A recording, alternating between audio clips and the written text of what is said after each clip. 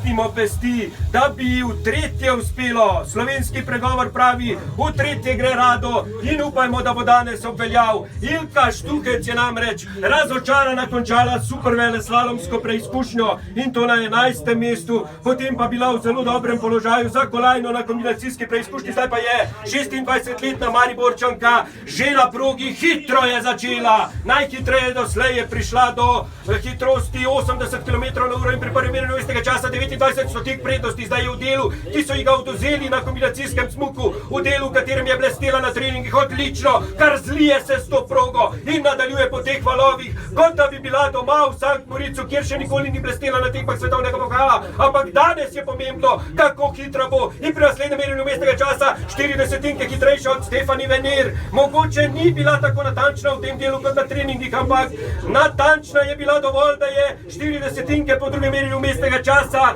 Mariborčanka hitrejša od trenutno vodilne. Nadaljuje v visokem tempu, v visokem slogu, mogoče dvakrat minimalno z idealne linije, 38 stotink prednosti po naslednjem merjenju mestnega časa. Zdaj je na delu, kjer bo potrebno zelo natančno odsmučati. Dajmo Ilka, mogoče za trenutek malce izgube ravnotežja in malce z idealne linije, ampak upamo, da je ohranila hitrost. Videli bomo pri naslednjem merjenju mestnega časa, kako je hitra, ne zaostaja 5 stotink, zdaj mora torej do cilja nadoknaditi, ohraniti to hitrost in prevzeti vodstvo, vsaj upamo tako, potem se bomo danes veselili. Ogromna hitrost, ali bo prevzela vodstvo?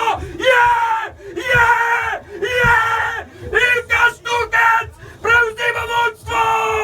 V cilju je na najboljši možni poziciji v tem trenutku, v spodnjem delu, kakšna hitrost! In torej nadoknadila je tistih nekaj stotink zaostanka za Stefanie Venier in